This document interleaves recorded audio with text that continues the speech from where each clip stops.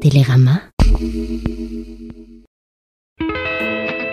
Mot de passe.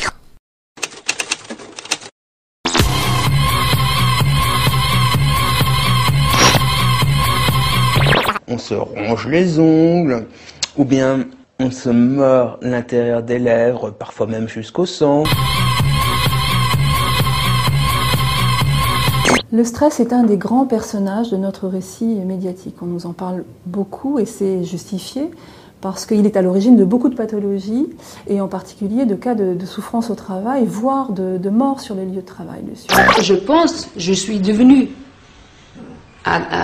pour ainsi dire, une machine parce que j'ai commencé à l'âge de 17 ans dans mon travail à la chaîne et j'ai fait toujours le même travail et ce que ça fait, c'était toujours, on accélérait la chaîne pour pouvoir et on est devenu robot. On va dire des robots.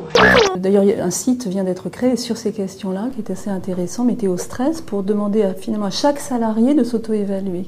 Le stress peut nous gagner sans que nous nous en apercevions tout de suite. C'est évidemment un modèle parfois de management très cruel, voire d'éducation, quand on voit le stress qui règne parfois chez nos chères petites têtes blondes, la veille des contrôles en particulier. C'est un mot récent dans la psychologie comportementaliste, qui nous vient de l'anglais évidemment et des thèses anglo-saxonnes dans les années 50-60. Mais en fait, c'est un vieux mot d'ancien français qui veut dire détresse. C'est ça que veut dire le stress. Une très grande affliction à un moment donné où l'être humain ne peut plus supporter une sorte d'amas de sensations qu'il ne peut pas gérer.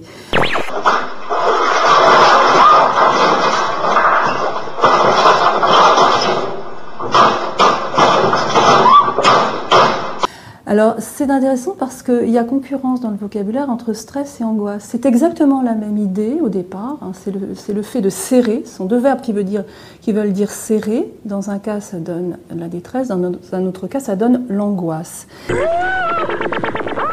La seule différence, c'est que le stress provient d'un stimulus extérieur à l'être humain et donc provoque quelque chose depuis l'extérieur de manière assez mécaniste, alors que l'angoisse est un symptôme intérieur. Je me suis installée confortablement pour vous montrer la respiration abdominale.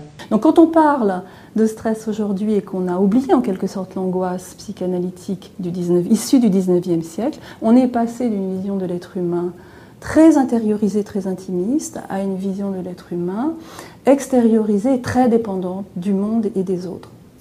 Il faut se rappeler de ralentir et de respirer sur la même durée à l'inspiration et à l'expiration.